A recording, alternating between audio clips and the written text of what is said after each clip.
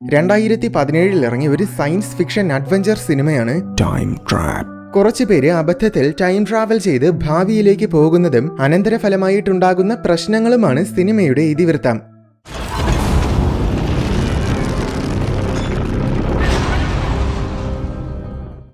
ജനവാസമൊന്നുമില്ലാത്ത ഒരു മലയിൽ പര്യവേഷണം നടത്തുന്ന ഹോപ്പറിന്റെ രംഗത്തോടെയാണ് സിനിമ തുടങ്ങുന്നത്. അവന്റെ വളർത്തു നായയും കൊണ്ടാണ് അവൻ വന്നിരിക്കുന്നത്. കുറെ ദൂരം വന്നപ്പോൾ ഉപേക്ഷിക്കപ്പെട്ട പഴയൊരു വാൻ കണ്ടു. അവൻ പെട്ടെന്ന് വണ്ടിയിൽ നിറങ്ങി ചെന്ന വാൻ പരിശോധിച്ചു നോക്കി. അതവന് സുപരിചിതമായ ഒരു വാൻ ആയിരുന്നു. അപ്പോൾ താൻ അന്വേഷിക്കുന്നവർ ഇവിടെ വന്നിട്ടുണ്ടെന്ന് അവന് ഉറപ്പായി. ശേഷം വീണ്ടും കുറച്ചു ദൂരം പോയപ്പോൾ ആഴമേറിയ ഒരു വലിയ കുഴി കണ്ടു. ഈ കുഴിയിൽ ഇറങ്ങി നോക്കാമെന്ന് കരുതി അവൻ ഒരു കയറൊക്കെ കെട്ടി റെഡിയാക്കി. എന്നിട്ട് താഴെ ഇറങ്ങാൻ നിൽക്കുന്നതിനിടയിലാണ് കുറച്ചകലെ ഒരു ഗുഹ കണ്ടത്. എന്നാ പിന്നെ ആദ്യം ആ ഗുഹ പര്യവേഷണം ചെയ്യാമെന്ന് കരുതി കൗതുകത്തോടെ അവൻ അങ്ങോട്ട് ചെന്ന് നോക്കി. ഗുഹയ്ക്കുള്ളിൽ ഒരുത്തൻ സ്റ്റാച്യു പോലെ അനങ്ങാതെ നിൽക്കുന്നത് കണ്ടു. ഹോപ്പർ ശബ്ദമുയർത്തി അയാളെ വിളിച്ചിട്ടും അയാള് അനങ്ങാതെ തന്നെ നിൽക്കുകയാണ്. എന്താണ് സംഭവമെന്നറിയാൻ ഹോപ്പറും പതിയെ ഉള്ളിൽ കയറി. കുറച്ചു ദൂരം ഉള്ളിൽ കയറിയതും മുന്നിൽ ഒരു അദൃശ്യമായ ചുമരുള്ളതുപോലെ അവന് തോന്നി. അതും കടന്ന് അവൻ ഉള്ളിലേക്ക് പോയി. 2 ദിവസങ്ങൾക്ക് ശേഷമുള്ള രംഗമാണ് അടുത്തു കാണിക്കുന്നത്. ഹോപ്പറിന്റെ സഹോദരന്റെ മക്കളായ ജാക്കിയും ടേലറും ഹോപ്പറിന്റെ വീട്ടിലാണ് താമസിക്കുന്നത്. 2 ദിവസമായിട്ടും ഹോപ്പറിനെ കാണാത്തതുകൊണ്ട് അവനെ തേടി പോകാമെന്ന് ഇവര് തീരുമാനിച്ചു. പക്ഷേ പ്രശ്നം എന്താന്ന് വെച്ചാൽ നല്ല റോഡൊന്നുമില്ലാത്ത ഒരു സ്ഥലത്തേക്കാണ് ഹോപ്പർ പോയിരിക്കുന്നത്. അതിനാൽ അങ്ങോട്ട് പോകണമെങ്കിൽ നല്ല ഓഫ് റോഡ് വണ്ടി വേണം. ടേലറിന്റെ ഗേൾഫ്രണ്ട് കെയ്റയുടെ പക്കൽ അതിന് പറ്റിയ ഒരു ജീപ്പ് ഉണ്ട്. നമുക്ക് അവളെ വിളിച്ചു നോക്കാമെന്ന് ജാക്കി പറഞ്ഞു. അത് ഭയങ്കര വില കൂടിയ വണ്ടിയാണ്. അതുകൊണ്ട് അവള് വരില്ലായിരിക്കുമെന്നാണ് അവൻ കരുതിയത്. എങ്കിലും ജാക്കി നിർബന്ധിച്ചതുകൊണ്ട് അവൻ കാരയെ വിളിച്ചു നോക്കി. അപ്പോൾ ഞാൻ വരാമെന്ന് സന്തോഷത്തോടെ കാര പറഞ്ഞു. അരമണിക്കൂറിനുള്ളിൽ കേര എത്തി. കേരയ്ക്ക് ഒരു അനിയത്തിയുണ്ട്, വീവ്സ്. അവളെയും കൂടെ കൊണ്ടാണ് വന്നത്. അങ്ങനെ 4 പേരും കൂടെ യാത്രയായി. കാണാതെ പോയ ഒരാളെ തേടി പോകുന്നു എന്നതിലുപരി ഒരു ട്രിപ്പിന് പോകുന്ന രീതിയിലാണ് ഇവര് പോകുന്നത്. കാരണം പര്യവേഷണം എന്നും പറഞ്ഞ് ഹോപ്പർ മുൻപും ഇതുപോലെ പല ദിവസങ്ങളോളം പോയിട്ടുണ്ട്. അതുകൊണ്ട് ഇവരിത് കാര്യമായിട്ടൊന്നും എടുത്തിട്ടില്ല. കുറച്ചു ദൂരം പോയതും എന്റെ ഫ്രണ്ട് ഫർബിയെ കൂടെ വിളിക്കണമെന്ന് വീവ്സ് പറഞ്ഞു. വീവ്സിന്റെ ബെസ്റ്റ് ഫ്രണ്ടാണ് ഫർബി. പിന്നെ അവര് ചെന്ന് ഫർബിയെ കൂടെ കൊണ്ടാണ് പോയത്. പോകുന്ന വഴിക്ക് ടേലർ ഒരു കാര്യം പറഞ്ഞു. ഫൗണ്ടൈൻ ഓഫ് യൂത്ത് എന്നൊരു ഐതിഹ്യമുണ്ട്. ഐതിഹ്യമനുസരിച്ച് മാന്ത്രിക ശക്തിയുള്ള ഒരു വെള്ളച്ചാട്ടമുണ്ട്. ആ വെള്ളച്ചാട്ടത്തിലെ ജലം കുടിച്ചു കഴിഞ്ഞാൽ നമ്മുടെ സകല രോഗങ്ങളും മാറും. വയസ്സായവരെ അത് കുടിച്ചാൽ അവരുടെ പ്രായം കുറഞ്ഞ് യൗവനത്തിലെത്തും. മരിച്ചുപോയവരെ ആ കുളത്തിൽ മുക്കിയാൽ അവർക്ക് ജീവൻ തിരിച്ചു കിട്ടും. ഇത് പുരാതന കാലം മുതലേയുള്ള ഒരു ഐതിഹ്യമാണ്. ഈ വെള്ളച്ചാട്ടവും തേടി പണ്ട് കുറെ പേര് നടന്നിട്ടുണ്ട്. അതിൽ പലരെയും കാണാതാവുകയും ചെയ്തിട്ടുണ്ട്. അങ്ങനെ കാണാതെ പോയ ചിലരെ തേടിയാണ് യഥാർത്ഥത്തിൽ ഹോപ്പർ ഇതുപോലെയുള്ള സ്ഥലങ്ങളിൽ പര്യവേഷണത്തിന് പോകുന്നത്. ഒരുപക്ഷെ ഹോപ്പറും ആ കെട്ടുകഥയിൽ വിശ്വസിക്കുന്നുണ്ടായിരിക്കുമെന്നാണ് ടേലറിന്റെ നിഗമനം. എന്തായാലും കുറെ മണിക്കൂറുകളുടെ യാത്രയ്ക്ക് ശേഷം ഉച്ച കഴിഞ്ഞപ്പോഴാണ് അവര് ഹോപ്പർ പര്യവേഷണത്തിന് വന്ന സ്ഥലത്തെത്തിയത്. അവിടെ പഴയൊരു വാൻ കിടക്കുന്നത് കണ്ടിട്ട് അവരത് ചെക്ക് ചെയ്ത് നോക്കി. അതിൽ ഹോപ്പറിന്റെ പാരന്റ്സിന്റെ ഒരു ഫോട്ടോ ഉണ്ടായിരുന്നു. അത് കണ്ടപ്പോഴാണ് അവർക്ക് മറ്റൊരു കാര്യം മനസ്സിലായത്. ശരിക്കും കാണാതെ പോയവരിൽ 2 പേര് ഹോപ്പറിന്റെ പാരന്റ്സ് ആണ്. അവരെ തേടിയാണ് ഹോപ്പർ നടക്കുന്നത്. വാൻ ചെക്ക് ചെയ്ത ശേഷം അവരെ ചുറ്റും നടന്ന് ഹോപ്പറിനെ തിരയാൻ തുടങ്ങി. അതിനിടയിൽ ഒരു ഗുഹ കണ്ടെത്തി. എല്ലാവരും കൂടെ ഗുഹയിൽ കയറി നോക്കി. ഗുഹയ്ക്കകത്ത് ഒരു വലിയ കുഴിയുണ്ട്. അടിത്തട്ട് കാണാൻ പോലും പറ്റാത്ത എത്ര ആഴമുള്ള കുഴി. താഴെയും ഒരുപക്ഷെ ഗുഹയായിരിക്കാനാണ് സാധ്യതയെന്ന് കാര പറഞ്ഞു. എന്നാ പിന്നെ വെറുതെ ഒരു കൗതുകത്തിന്റെ പേരിൽ താഴെ ഇറങ്ങി നോക്കാമെന്ന് അവര് തീരുമാനിച്ചു. പക്ഷേ ഗുഹയിൽ കുറെ ചിലന്തികളെ കണ്ടതും ഫർബി പേടിച്ചു പോയി. അതുകൊണ്ട് ഞാൻ വരുന്നില്ലെന്നും നിങ്ങൾ വരുന്നതുവരെ ഞാൻ വണ്ടിയിൽ ഇരിക്കാമെന്നും പറഞ്ഞ് ഫർബി മാത്രം പുറത്തുപോയി. ഫർബിയുടെയില് കമ്മ്യൂണിക്കേറ്റ് ചെയ്യാനുള്ള ഒരു റേഡിയോ കൊടുത്ത ശേഷം ബാക്കി 4 പേരും കൂടെ കുഴിയിലേക്ക് ഇറങ്ങാൻ തുടങ്ങി. കയറൊക്കെ കെട്ടി വളരെ സേഫ് ആയിട്ടാണ് അവർ ഇറങ്ങുന്നത്. ചുമരിൽ പിടിച്ച് പതിയെ പതിയെ കുറച്ചു ദൂരം താഴെ ഇറങ്ങിയതും നേരത്തെ ഹോപ്പറിന് അനുഭവപ്പെട്ടതുപോലെ എന്തോ ഒരു അദൃശ്യമായ ചുമരുള്ളതുപോലെ അവർക്കും തോന്നി. അത് വായുവിന്റെ സമ്മർദ്ദത്തിൽ വരുന്ന വ്യത്യാസമായിരിക്കുമെന്ന് കരുതി അവരത് കാര്യമാക്കിയില്ല. അടുത്ത് നേരത്തെ ഹോപ്പറിന് സംഭവിച്ചത് എന്താണെന്ന് കാണിക്കുകയാണ്. അവൻ അദൃശ്യമായ ചുമര് മറികടന്ന് അകത്ത് കയറിയ ഉടനെ അവിടെ സ്റ്റാച്യു ആയിട്ട് നിന്നവൻ പെട്ടെന്ന് ഉള്ളിലേക്ക് കയറിപ്പോയി. ഹോപ്പർ ശബ്ദമുണ്ടാക്കാതെ നിന്നതുകൊണ്ട് അയാള് ഹോപ്പറിനെ കണ്ടില്ല. ശേഷം ഹോപ്പർ പുറത്ത് നോക്കിയപ്പോൾ പുറത്ത് സൂര്യപ്രകാശം മിന്നി മിന്നി നിൽക്കുന്നത് പോലെ തോന്നി. അതെന്താണെന്ന് അവന് മനസ്സിലായില്ല. അപ്പോഴാണ് അകത്ത് ആരോ നിലവിളിക്കുന്ന ശബ്ദം കേട്ടത്. അവൻ ശരിക്കും പേടിച്ചുപോയി. അതിനാൽ വേഗം ഓടി പുറത്തു വന്നു. അകത്ത് കയറിയത് രാവിലെയാണ്. 1/2 മിനിറ്റ് പോലും അകത്ത് നിന്നില്ല. എന്നിട്ടും ഇപ്പോൾ രാത്രിയായിരിക്കുകയാണ്. അവരാകെ കൺഫ്യൂഷനിലായി. അവന്റെ നായയെ വിളിച്ചു നോക്കിയിട്ട് ഒരിടത്തും കാണാനില്ല. എന്തായാലും ഇവിടുന്ന് വേഗം തിരിച്ചു പോകാമെന്ന് കരുതി വണ്ടി എടുക്കാൻ വന്നപ്പോൾ വണ്ടിയിൽ മൊത്തം ചെടികൾ പടർന്നു പിടിച്ചിരിക്കുകയാണ്. പല വർഷങ്ങളോളം കാലം ഉപേക്ഷിക്കപ്പെട്ടതുപോലെ തോന്നും. എങ്കിലും അവൻ വണ്ടി സ്റ്റാർട്ട് ചെയ്യാൻ ശ്രമിച്ചു. പക്ഷേ സ്റ്റാർട്ട് ആകുന്നില്ല. പിന്നെ അവൻ ഇറങ്ങി നടക്കാൻ തുടങ്ങി. കുറച്ചു ദൂരം വന്നതും വാനിന് സമീപമെത്തി. വാനിന്റെ അടുത്ത് മറ്റൊരു വണ്ടി കൂടെ കിടക്കുന്നത് കണ്ടു. അത് നേരത്തെ ടൈലറും കൂട്ടരും വന്ന ജീപ്പാണ്. രണ്ട് വണ്ടികളും ആകെ കാട് പിടിച്ച് കിടക്കുകയാണ്. ജീപ്പ് പരിശോധിച്ച് നോക്കിയപ്പോൾ അതിൽ ജാക്കിയുടെ ബാഗ് ഇരിക്കുന്നത് കണ്ടു. അപ്പോൾ ജാക്കിയും ടൈലറും എന്നെ തേടി വന്നുവെന്നും അവരും ഗുഹയിൽ കയറി കാണുമെന്നും അവന് മനസ്സിലായി. ഗുഹയിലാണെങ്കിൽ നേരത്തെ എന്തോ ഒരു നിലവിളി ശബ്ദവും കേട്ടു. അതിനാൽ അവർക്ക് എന്തെങ്കിലും സംഭവിച്ചു കാണുമോ എന്ന് ഭയന്ന് അവരെ തേടി ഹോപ്പർ വീണ്ടും ഗുഹയിൽ കയറിപ്പോയി. അദൃശ്യമായ ചുമര് കടന്നപ്പോൾ പുറത്ത് വീണ്ടും സൂര്യപ്രകാശം മിന്നാൻ തുടങ്ങി. ഇവിടെ 4 പേരും താഴെ ഇറങ്ങി. താഴെ അവര് പ്രതീക്ഷിച്ചതുപോലെ തന്നെ വലിയൊരു കേവ് സിസ്റ്റം ഉണ്ട്. ഈ ഗുഹകളിൽ മുഴുവൻ ഒന്ന് ചുറ്റി നടന്ന് കാണാമെന്ന് അവര് തീരുമാനിച്ചു. എന്നാൽ അപ്പോഴാണ് ഗുഹയുടെ ഒരുപാട് ഉള്ളിൽ നിന്നും ചില നിലവിളി ശബ്ദങ്ങൾ കേട്ടത്. അത് കേട്ട് 4 പേരും പകച്ചുപോയി. ഇതെന്തോ കുഴപ്പമുള്ള ഗുഹയാണെന്ന് അവർക്ക് തോന്നി. അതുകൊണ്ട് എത്രയും വേഗം തിരിച്ചു കയറി പോകാമെന്ന് കരുതി. ആദ്യം ജാക്കിയാണ് കയറിയത്. നിർഭാഗ്യവശാൽ അവൾ കുറച്ച് മുകളിലെത്തിയതും കയറ് പൊട്ടി താഴെ വീണു. പെട്ടെന്ന് ടൈലർ വന്ന് പിടിച്ചതുകൊണ്ട് അവൾക്ക് കാര്യമായിട്ടൊന്നും പറ്റിയില്ല. എങ്കിലും അവളുടെ കണങ്കാലിന് ഒരു ചെറിയ പരിക്ക് പറ്റി.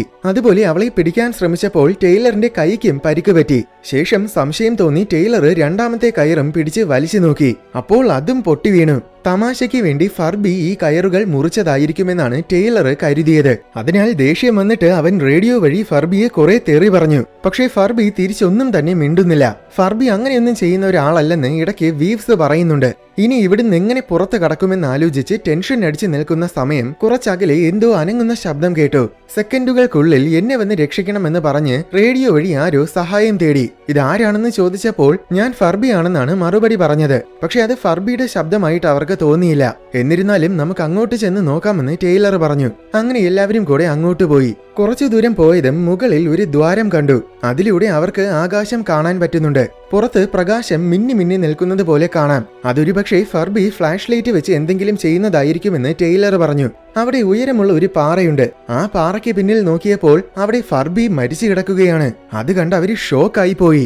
അവന്റെ അടുത്ത് ഒരു പൊട്ടിയ കയറ് കിടപ്പുണ്ട്.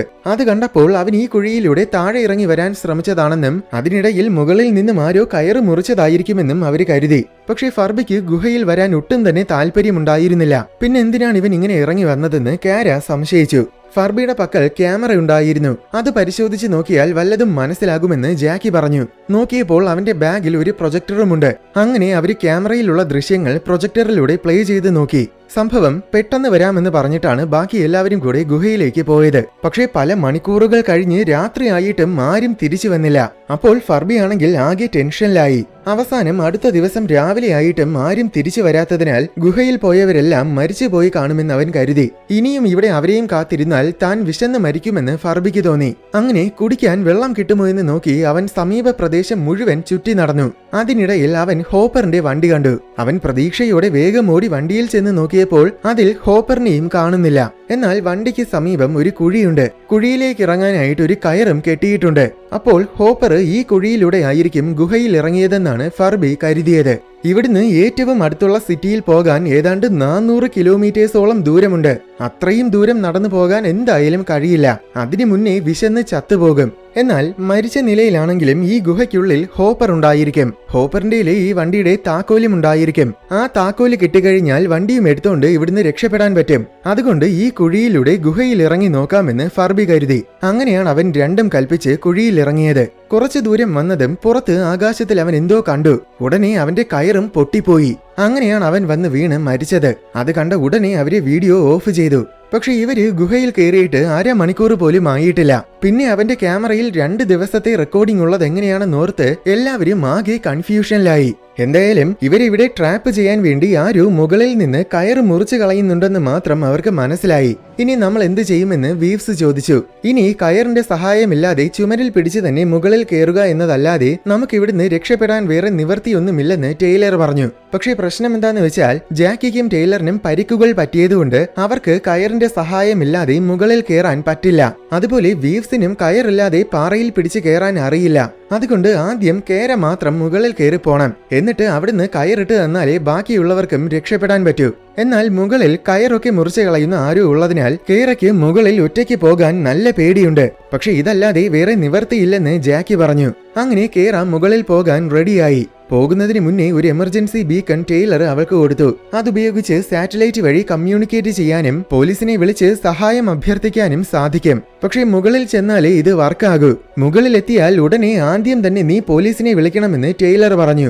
ശേഷം അവള് മുകളിലേക്ക് കയറാൻ തുടങ്ങി. കുറച്ചു ദൂരം എത്തിയതും അദൃശ്യമായ ചുമര് കടക്കുന്നത് പോലെ അവൾക്ക് തോന്നി. എന്നാൽ അവസാനം മുകളിലെത്തിയപ്പോൾ അവര് വന്ന വണ്ടിയും കയറും ഒന്നും കാണാനില്ല. അതിനേക്കാൾ ഉപരി ചുറ്റും നോക്കിയപ്പോൾ മരുഭൂമി മാത്രമേ കാണാനുള്ളൂ. മരങ്ങളും ചെടികളും പുഴകളും അങ്ങനെ ഒന്നും തന്നെയില്ല. നേരെ ചൊവ്വേ ശ്വസിക്കാനും കഴിയുന്നില്ല. കേര നിർത്താതെ ചുമക്കുകയാണ്. അകലെ നിന്നും വളരെ ഭീകരമായ ഒരു പൊടിക്കാറ്റ് വരുന്നുണ്ട്. എമർജൻസി ബീക്കണിലാണെങ്കിൽ സിഗ്നൽ കിട്ടുന്നില്ല. അവള് സമീപത്ത് കണ്ട ഉയരം കൂടിയ ഒരു പാറയുടെ മുകളിൽ കയറി നോക്കി. എന്നിട്ടും സിഗ്നൽ കിട്ടുന്നില്ല. അപ്പോഴാണ് ആകാശത്തിൽ ട്രയാങ്കിൾ ആകൃതിയിലുള്ള ഒരു വലിയ ഘടന ശ്രദ്ധിച്ചത്. അതെന്താണെന്ന് അവൾക്ക് മനസ്സിലായില്ല. പക്ഷേ അതും നോക്കി നിൽക്കാൻ തൽക്കാലം സമയമില്ല. കാരണം പൊടിക്കാറ്റ് വരുന്നതിനാൽ ഇനിയും അധിക നേരം ഇവിടെ നിൽക്കാൻ സാധിക്കില്ല. അതുകൊണ്ട് അവൾ വേഗം തിരിച്ചിറങ്ങിപ്പോയി. അവൾ തിരിച്ചു വന്നിട്ട് മുകളിൽ കണ്ടതൊക്കെ പറഞ്ഞു കൊടുത്തു. ഒരുപക്ഷെ നമ്മൾ ഗുഹയിൽ കയറിയ സമയം പുറത്ത് ന്യൂക്ലിയർ വിസ്ഫോടനം എങ്ങാനും സംഭവിച്ചു കാണുമെന്നാണ് കേര കരുതുന്നത്. പക്ഷേ നിനക്ക് മുകളിൽ കയറാൻ മടിയാണെങ്കിൽ പിന്നെ അത് പറഞ്ഞാൽ പോരെ, വെറുതെ എന്തിനാ ഇങ്ങനെ പൊട്ട കഥകളൊക്കെ പറയുന്നതെന്നാണ് 3 പേരും ചോദിച്ചത്. അത് കേട്ട് ദേഷ്യം തോന്നിയ കേര അവളുടെ ക്യാമറ അവർക്ക് കാണിച്ചു കൊടുത്തു. അതിലെ റെക്കോർഡിംഗ് കണ്ടപ്പോൾ കേര പറഞ്ഞതൊക്കെ സത്യം തന്നെയാണെന്ന് അവർക്ക് ബോധ്യമായി. ശേഷം ടൈലർ അവന്റെ ക്യാമറയിലെ റെക്കോർഡിംഗ് കാണിച്ചു കൊടുത്തു. അതിൽ കേര അദൃശ്യ ചുമര് കടന്നു പോയിട്ട് അടുത്ത സെക്കൻഡിൽ തന്നെ തിരിച്ചിറങ്ങി വരുന്നതായിട്ടാണ് കാണിക്കുന്നത്. ശേഷം ഇതുവരെ സംഭവിച്ചതെല്ലാം വെച്ച് നോക്കിയപ്പോൾ അവസാനം അവർക്ക് സത്യാവസ്ഥ പിടികിട്ടി. സംഭവം ഈ ഗുഹയിൽ സമയം വളരെ സ്ലോ ആയിട്ടാണ് ചലിക്കുന്നത്. പുറത്ത് സൂര്യപ്രകാശം മിന്നി മിന്നി നിൽക്കുന്നതായിട്ട് തോന്നുന്നത് യഥാർത്ഥത്തിൽ പകലും രാത്രിയും മാറി മാറി വരുന്നതാണ്.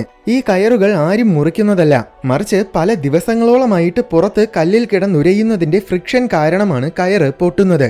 അതുപോലെ സമയം വ്യത്യസ്തമായിട്ട് ചലിക്കാൻ തുടങ്ങുന്ന മേഖലയിൽ പ്രവേശിക്കുമ്പോഴാണ് അദൃശ്യമായ ചുമരിൽ തട്ടുന്നത് പോലെ തോന്നുന്നത്.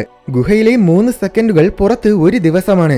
ഇവര് ഗുഹയിൽ കയറിയിട്ട് ഏതാണ്ട് 1 മണിക്കൂറായി. അങ്ങനെയെങ്കിൽ പുറത്ത് 3 വർഷങ്ങൾ കഴിഞ്ഞിട്ടുണ്ടാകും. അതൊക്കെ മനസ്സിലാക്കി അത്ഭുതപ്പെട്ട് നിൽക്കുന്ന സമയത്താണ് ടൈലർ മറ്റൊരു കാര്യം ശ്രദ്ധിച്ചത്. നേരത്തെ ഫർബിയുടെ വീഡിയോയിൽ അവൻ നിലത്ത് വന്ന് വീണ സമയത്ത് അവന്റെ റേഡിയോയ്ക്ക് ഡാമേജ് ഒന്നും പറ്റാതെ കിടക്കുന്നത് കണ്ടു. പക്ഷെ ഇപ്പൊ നോക്കുമ്പോൾ അവന്റെ റേഡിയോ തകർന്നു കിടക്കുകയാണ്. അപ്പോൾ പിന്നെ റേഡിയോ തകർന്നത് എങ്ങനെയാണെന്നറിയാൻ അവര് വീണ്ടും വീഡിയോ പ്ലേ ചെയ്ത് നോക്കി. അപ്പോഴാണ് അവരൊരു ഞെട്ടിക്കുന്ന കാര്യം മനസ്സിലാക്കിയത്. ഫർബി വന്ന് വീണ ഉടൻ തന്നെ മരിച്ചു പോയിരുന്നില്ല. തലയിൽ ഒരു ചെറിയ പരിക്ക് പറ്റിയത് കാരണം അവൻ ബോധം കെട്ട് പോയതേയുള്ളൂ. കുറച്ചു കഴിഞ്ഞപ്പോൾ അവന് ബോധം വന്നു. അപ്പോഴാണ് അവൻ റേഡിയോ വഴി സഹായം തേടിയത്. സിഗ്നല് നേരെ കിട്ടാത്തത് കൊണ്ടാണ് ഫർബിയുടെ ശബ്ദം ഇവർക്ക് തിരിച്ചറിയാൻ പറ്റാത്തത്. എന്നാൽ ഇവരിവിടെ എത്തുന്നതിന് മുന്നേ വേറെ ആരോ വന്ന് കല്ലുകൊണ്ട് ഫർബിയെ തലയ്ക്കടിച്ച് കൊന്നുകളഞ്ഞു. അത് കണ്ട് എല്ലാവരും ആകെ പരിഭ്രാന്തരായി. ഇനി എന്തായാലും ഇവിടെ നിൽക്കേണ്ടെന്ന് തന്നെ അവര് തീരുമാനിച്ചു. അപ്പോൾ ടൈലറിന് ഒരു ഐഡിയ തോന്നി. ആദ്യം അവൻ ഫർബിയുടെയും പിന്നെ അവരുടെയും പൊട്ടിയ കയറുകളെല്ലാം കൂട്ടി യോജിപ്പിച്ച് നല്ല നീളമുള്ള ഒരു കയറാക്കി മാറ്റി. എന്നിട്ട് അതിനെ കേറയ്ക്ക് നൽകി. കേറ ചുമരിൽ പിടിച്ച് മുകളിൽ ചെന്നിട്ട് ആ കയറ് ഗുഹയിൽ ഇട്ടുകൊടുക്കണം. കയറ് കല്ലിലുരയാതെ നോക്കിക്കഴിഞ്ഞാൽ ബാക്കിയുള്ളവർക്ക് സേഫ് ആയിട്ട് മുകളിൽ കയറാൻ കഴിയും. ഇതാണ് ടൈലറിന്റെ പ്ലാൻ. അങ്ങനെ കേര മുകളിലേക്ക് കയറാൻ തുടങ്ങി. അപ്പോഴാണ് ഫർബിയുടെ വീഡിയോയിൽ നിന്നും വീവ്സ് മറ്റൊരു കാര്യം മനസ്സിലാക്കിയത്. സംഭവം പുറത്ത് കാണുന്നത് രാത്രിയും പകലും മാറി മാറി വരുന്നതല്ല, മറിച്ച് കാലാവസ്ഥകൾ മാറി മാറി വരുന്നതാണ്. അതായത് മറ്റൊരു രീതിയിൽ പറഞ്ഞാൽ ഗുഹയിൽ 3 സെക്കൻഡുകളാകുമ്പോൾ പുറത്ത് 1 വർഷമാണ് കഴിയുന്നത്. അങ്ങനെയെങ്കിൽ പുറത്ത് 1000 വർഷങ്ങൾ കഴിഞ്ഞിട്ടുണ്ടാകും. അത് തിരിച്ചറിഞ്ഞതും എല്ലാവർക്കും തല കറങ്ങുന്നത് പോലെ തോന്നി. അപ്പോഴാണ് മുകളിൽ നിന്നും ഒരു ഏണി ഗുഹയിലേക്ക് ഇറങ്ങി വന്നത്. നമ്മളെ ആരോ രക്ഷിക്കാൻ ശ്രമിക്കുകയാണെന്ന് കരുതി ഇതിൽ പിടിച്ച് മുകളിൽ കയറാമെന്ന് ടൈലർ പറഞ്ഞു. അങ്ങനെ കേര മുകളിൽ കയറാൻ തുടങ്ങിയതും മുകളിൽ നിന്നും ഒരു അന്യഗ്രഹ ജീവി ഇറങ്ങി വരുന്നത് കണ്ടു. ഉടനെ കേര വേഗം താഴെ ഇറങ്ങി വന്നു. സെക്കൻഡുകൾക്കുള്ളിൽ ഏലിയനും താഴെ എത്തി. എന്നിട്ട് ഏണിയിൽ ഒരു സ്വിച്ച് അമർത്തിയതും ഏണി ചെറിയൊരു ഡിവൈസായി മാറി. അപ്പോൾ അത് നാനോ ടെക്നോളജി കൊണ്ട് നിർമ്മിച്ച ഏണിയാണെന്ന് നമുക്ക് മനസ്സിലാകും. അപ്പോഴാണ് ഒരു ഗുഹാ മനുഷ്യൻ പിന്നിലൂടെ വന്ന് ഏലിയനെ ആക്രമിച്ചത്. ഏലിയൻ നിസ്സാരമായിട്ട് ആ ഗുഹാ മനുഷ്യനെ ഇടിച്ചു വീഴ്ത്തി. എന്നിട്ട് ഒരു ഡിവൈസ് വെച്ച് ഗുഹാ മനുഷ്യനെ തറയിൽ കെട്ടിയിട്ടു. ഇതൊക്കെ കണ്ട് പേടിച്ചു പോയ ടൈലറും ടീമും വേഗം അവിടെ നോടി രക്ഷപ്പെടാൻ നോക്കി. ഏലിയനും അവരെ ഫോളോ ചെയ്തു. ഒറ്റക്കാലിൽ കൊന്നിയാണ് ജാക്കി ഓടുന്നത്. കുറെ ദൂരം ഓടി ഒരിടത്തെത്തിയപ്പോൾ അവിടെ ഹോപ്പറിന്റെ പാരന്റ്സ് മരിച്ചു കിടക്കുന്നത് കണ്ടു. അതിനു പുറമെ അവിടെ കുറെ ഗുഹാ മനുഷ്യരുമുണ്ട്. അവരെല്ലാം പല ലക്ഷക്കണക്കിന് വർഷങ്ങൾക്ക് മുന്നേ ഇവിടെ ട്രാപ്പായി പോയവരാണ്. അവരാണ് ഗുഹയിൽ കയറുന്നവരെയൊക്കെ കൊല്ലുന്നത്. ടൈലറിനെയും ടീമിനെയും കണ്ടതും ഗുഹാ മനുഷ്യരുടനെ അവരെ ആക്രമിക്കാൻ വന്നു. ടൈലർ അവരെ തിരിച്ചാക്രമിച്ചു. അതിനിടയിൽ നിങ്ങൾ രക്ഷപ്പെട്ടോളൂ എന്ന് ടൈലർ പറഞ്ഞു. അങ്ങനെ ബാക്കി 3 പേരും വീണ്ടും അവിടെ നോടി. ടൈലർ ആദ്യം കുറച്ച് ഗുഹാ മനുഷ്യരെ അടിച്ചു വീഴ്ത്തി. പക്ഷെ അവര് കൂടുതൽ പേരുണ്ടായിരുന്നതിനാൽ അവസാനം നിസ്സാരമായിട്ട് ടൈലറിനെ അവരെ കൊന്നുകളഞ്ഞു. ബാക്കി 3 പേരും ഒരിടത്ത് ഒളിച്ചിരുന്നിട്ട് ഗുഹാ മനുഷ്യരെല്ലാം പോയ ശേഷം തിരിച്ചു വന്നു. അപ്പോൾ ടൈലർ മരിച്ചു കിടക്കുന്ന കാഴ്ചയാണ് കണ്ടത്. കുറച്ചു കഴിഞ്ഞതും അവിടെ ഏലിയൻ എത്തി. അവിടെ ഒരു ചെറിയ കുളമുണ്ടായിരുന്നു. ഏലിയൻ വന്ന ആ കുളത്തിൽ നിന്നും ഒരു കുപ്പി വെള്ളം എടുത്തിട്ട് തിരിച്ചു പോകാൻ നിന്നു. എന്നാൽ മരിച്ചു കിടക്കുന്ന ടൈലറിനെ നോക്കി കരയുന്ന കേരയെ കണ്ടപ്പോൾ ഏലിയൻ തിരിച്ചു വന്ന് ടൈലറിനെ എടുത്ത് ആ കുളത്തിൽ കൊണ്ടിട്ടു. ഏലിയൻ ടൈലറിനെ കൊല്ലാൻ ശ്രമിക്കുകയാണെന്ന് കരുതി കേര ഏലിയനെ എതിർക്കാൻ നോക്കി.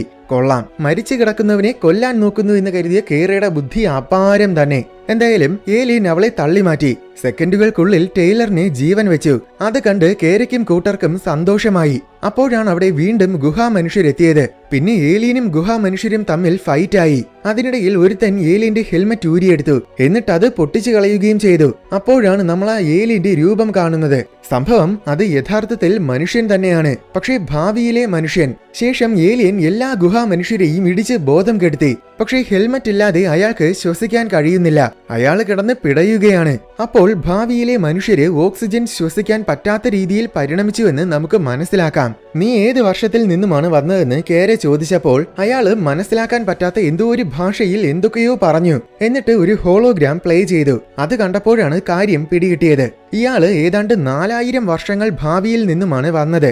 ഇവര് ഗുഹയിൽ ഇറങ്ങിയ ശേഷം 1000 വർഷങ്ങൾ കഴിഞ്ഞപ്പോൾ ഭൂമി വാസയോഗ്യമല്ലാതെയായി. അങ്ങനെ ഭൂമിയിലുള്ള സകല ജീവജാലങ്ങളും സസ്യജാലങ്ങളും എല്ലാം തന്നെ പൂർണ്ണമായും നശിച്ചുപോയി. മനുഷ്യരാണെങ്കിൽ ഭൂമിയിൽ ജീവിക്കാൻ കഴിയില്ലെന്ന് മനസ്സിലാക്കിയ ഉടനെ സ്പേസ് ഷിപ്പുകൾ നിർമ്മിച്ച് നേരെ മാർസിലേക്ക് പോയി. നേരത്തെ ഭൂമിയുടെ ഓർബിറ്റിൽ ട്രയാങ്കിൾ പോലത്തെ ഘടന കണ്ടത് യഥാർത്ഥത്തിൽ ഒരു ബൂസ്റ്റർ ആയിരുന്നു. അതായത് അതിലൂടെ കടന്നു പോയാൽ സ്പേസ് ഷിപ്പുകൾക്ക് വളരെ വേഗത്തിൽ സഞ്ചരിക്കാൻ സാധിക്കും. വേഗത്തിൽ എന്ന് വെച്ചാൽ ഏതാനും ചില മണിക്കൂറുകൾ കൊണ്ട് തന്നെ മാർസിലെത്താൻ പറ്റുന്ന എത്ര വേഗത്തിൽ. അങ്ങനെ കഴിഞ്ഞ 3000 വർഷങ്ങളായിട്ട് മാർസിൽ ജീവിക്കുന്നത് കൊണ്ടാണ് മനുഷ്യരെല്ലാം ഇതുപോലെ ഇവിടുത്തെ വായു ശ്വസിക്കാൻ പറ്റാത്ത രീതിയിൽ പരിണമിച്ചത്. എന്തായാലും ഹോളോഗ്രാം പ്ലേ ചെയ്യുന്നതിനിടയിൽ ഭാവിയിലെ മനുഷ്യൻ ശ്വാസം കിട്ടാതെ മരിച്ചുപോയി. എല്ലാം കേട്ട് തല കറങ്ങിയിരിക്കുന്ന സമയത്താണ് സമീപത്ത് ഹോപ്പറിന്റെ ബാഗ് കിടക്കുന്നത് ടൈലർ കണ്ടത്. അപ്പോൾ ഹോപ്പർ ഈ ഗുഹയിൽ എവിടെയെങ്കിലും കാണുമെന്ന് അവന് തോന്നി. അങ്ങനെ അവൻ ഹോപ്പറിനെ തേടിപ്പോയി. കുറച്ചു ദൂരം പോയതും ഹോപ്പറിനെ കണ്ടെത്തി. ഹോപ്പറിനെയും കുറച്ചു നേരത്തെ ഗുഹാ മനുഷ്യർ ആക്രമിച്ചിരുന്നു. അതിനാൽ ഏത് നിമിഷവും മരിച്ചു പോകുന്ന അവസ്ഥയിലാണ് ഹോപ്പർ കിടക്കുന്നത്. അവിടെ അവൻ മറ്റൊരു കാഴ്ചയും കണ്ടു. അവിടെ ഒരു ഗുഹയ്ക്കുള്ളിൽ ഒരുപാട് പേര് തമ്മിൽ യുദ്ധം ചെയ്യുകയാണ്. പക്ഷെ അവരെല്ലാം ഫ്രീസായി നിൽക്കുകയാണ്. അതായത് യുദ്ധത്തിനിടയ്ക്ക് ഒരു ഫോട്ടോ എടുത്തു വെച്ചിരിക്കുന്നത് പോലെ തോന്നും. പണ്ടത്തെ ഐതിഹ്യ കഥയിൽ പറഞ്ഞിട്ടുള്ള വെള്ളച്ചാട്ടവും ആ ഗുഹയുടെ മധ്യത്തിൽ കാണാം. അപ്പോൾ അതിനു വേണ്ടിയിട്ടായിരിക്കും അവർ യുദ്ധം ചെയ്യുന്നതെന്ന് മനസ്സിലാക്കാം. എന്നിരുന്നാലും ഇവരെല്ലാം ഫ്രീസായി നിൽക്കുന്നത് എങ്ങനെയാണെന്ന് ടൈലർ അത്ഭുതത്തോടെ ചോദിച്ചു. അപ്പോൾ ഹോപ്പർ താൻ മനസ്സിലാക്കിയ കാര്യം പറഞ്ഞുകൊടുത്തു. സംഭവം ഈ ഗുഹയുടെ ഓരോ ഭാഗത്തും ഓരോ സ്പീഡിലാണ് സമയം ചലിക്കുന്നത്. മുന്നിൽ കാണുന്ന ഈ ഭാഗത്തിൽ നമ്മളിപ്പോൾ നിൽക്കുന്നതിനേക്കാൾ പല മടങ്ങ് സ്ലോയിലാണ് സമയം ചലിക്കുന്നത്. അതുകൊണ്ടാണ് അവരെല്ലാം അവിടെ ഫ്രീസായി നിൽക്കുന്നത് പോലെ നമുക്ക് തോന്നുന്നത്. അതിനകത്തുള്ളവർക്ക് അവിടെ എല്ലാം നോർമൽ സ്പീഡിലായിരിക്കും നടക്കുന്നത്. എന്നാൽ നമ്മൾ ഇപ്പോൾ നിൽക്കുന്ന ഭാഗത്തിലുള്ള സമയം ഭയങ്കര സ്പീഡിൽ പോകുന്നതായിട്ട് അവർക്ക് തോന്നും. അതായത് ഇവിടെ നിൽക്കുമ്പോൾ പുറത്ത് 3 സെക്കൻഡിൽ 1 വർഷം കഴിയുമെങ്കിൽ മുന്നിൽ കാണുന്ന ഗുഹയിൽ കയറി കഴിഞ്ഞാൽ പിന്നെ പുറത്ത് 3 സെക്കൻഡിൽ പല നൂറ്റാണ്ടുകളായിരിക്കും കഴിയുന്നത്. അങ്ങനെ താൻ മനസ്സിലാക്കിയ കാര്യം ഹോപ്പർ പറഞ്ഞു. അത് കേട്ടപ്പോൾ ടൈലറിനൊരു കാര്യം പിടികിട്ടി. അകത്ത് കാണുന്ന വെള്ളച്ചാട്ടത്തിൽ നിന്നും വരുന്ന ജലമാണ് നേരത്തെ കണ്ട കുളത്തിലുള്ളത്. അതുകൊണ്ടാണ് മരിച്ചുപോയ തനിക്ക് ജീവൻ തിരിച്ചു കിട്ടിയത്. എന്നാൽ പിന്നെ ഹോപ്പറിനെയും കൂടെ കൊണ്ട് വെള്ളത്തിലിട്ടാൽ ഹോപ്പറിനെയും രക്ഷിക്കാൻ കഴിയുമെന്ന് ടൈലറിന് തോന്നി. പക്ഷെ അവന് ഒറ്റയ്ക്ക് ഹോപ്പറിനെയും കൊണ്ട് പോകാൻ പറ്റില്ല. അതിനാൽ കേരയും കൂടെ ചെന്ന് വിളിച്ചിട്ട് വരാമെന്ന് കരുതി ടൈലർ വേഗം തിരിച്ചുപോയി. പോകുന്ന വഴിക്ക് ഫർബിയെ കൂടെ കൊണ്ടുപോയി വെള്ളത്തിലിട്ടു. പക്ഷെ അടുത്ത് ഹോപ്പറിനെ കൂടെ കൊണ്ടുവരാമെന്ന് കരുതിയതും നേരത്തെ ഏലിയൻ അടിച്ച് ബോധം കെടുത്തിയിട്ട ഗുഹ ഗുഹാമനുഷ്യരൊക്കെ ഉണരാൻ തുടങ്ങി. ഇനി എന്നെ രക്ഷിക്കാൻ നിന്നാൽ നിങ്ങളുടെ ജീവനും കൂടെ അപകടത്തിലാകും. അതുകൊണ്ട് എന്നെ നോക്കാതെ നിങ്ങൾ രക്ഷപ്പെട്ടോളൂവെന്ന് ഹോപ്പർ അവിടെ കിടന്നുറക്കെ വിളിച്ചു പറഞ്ഞു. ഫെർബിക്കും ഇതുവരെ ജീവൻ വെച്ചിട്ടില്ല. എന്നിരുന്നാലും വേറെ നിവർത്തിയില്ലാതെ 4 പേരും കൂടെ വേഗം ഓടി. നേരത്തെ ഏലിയൻ ഏണിയായിട്ട് ഉപയോഗിച്ച ഡിവൈസും കൂടെ എടുത്തോണ്ടാണ് അവർ ഓടിയത്. എന്നിട്ട് അത് വെച്ച് അവർ മുകളിലേക്ക് കയറാൻ തുടങ്ങി. അപ്പോഴേക്കും ഗുഹാമനുഷ്യരും അവിടെ എത്തി. പക്ഷെ അവർക്ക് ഏണിയിൽ കയറാൻ പേടിയാണ്. അങ്ങനെ 4 പേരും മുകളിലെത്താറായതും മുകളിൽ ജലം നിറഞ്ഞു കിടക്കുന്നത് കണ്ടു. ഇതെവിടുന്ന് ജലം വന്നുവെന്നോർത്ത് അവർക്ക് കൗതുകം തോന്നി. എന്തായാലും രണ്ടും കൽപ്പിച്ച് പുറത്തു കിടക്കാമെന്ന് കരുതി കീറ വെള്ളത്തിൽ കൈയിട്ടതും പെട്ടെന്ന് മുകളിൽ നിന്ന് ആരോ അവളെ പിടിച്ച് മുകളിലേക്ക് വലിച്ചു. അവളെ പിടിച്ച് വലിച്ച കൈകൾ കാണുമ്പോൾ തന്നെ അതേതോ ഏലിയൻസ് ആണെന്ന് നമുക്ക് മനസ്സിലാകും. അവളെ പിടിച്ചെടുത്തിട്ട് ഏലിയൻസ് അവൾക്ക് ശ്വസിക്കാനുള്ള മാസ്ക് വെച്ച് കൊടുത്തു. അപ്പോൾ ഏലിയൻസ് നമ്മളെ രക്ഷിക്കാൻ വന്നതാണ് നമ്മൾക്ക് മനസ്സിലായി.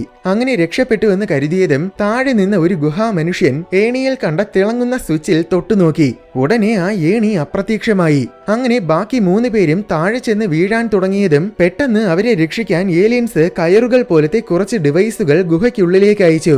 അത് വന്ന് അവരെ മാത്രമല്ല ഗുഹയ്ക്കുള്ളിൽ ഉണ്ടായിരുന്ന എല്ലാവരെയും രക്ഷിച്ചു. അടുത്ത് ഫെർബിയും ഹോപ്പറും കണ്ണു തുറന്നപ്പോൾ അവരൊരു സ്പേസ് ഷിപ്പിലായിരുന്നു. കെയ്റ സംഭവിച്ചതെല്ലാം പറഞ്ഞുകൊടുത്തു.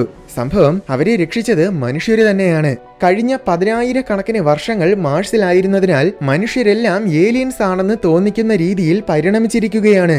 നമുക്ക് ഗുഹാമനുഷ്യരെ കാണുമ്പോൾ അത്ഭുതം തോന്നുന്നത് പോലെ ഭാവിയിലെ മനുഷ്യർക്ക് നമ്മളെ കാണുമ്പോഴും അത്ഭുതം തോന്നുകയാണ്. അതുകൊണ്ടാണ് നമ്മളെയും ഗുഹയിലുണ്ടായിരുന്ന എല്ലാവരെയും അവരെ രക്ഷിച്ചത്.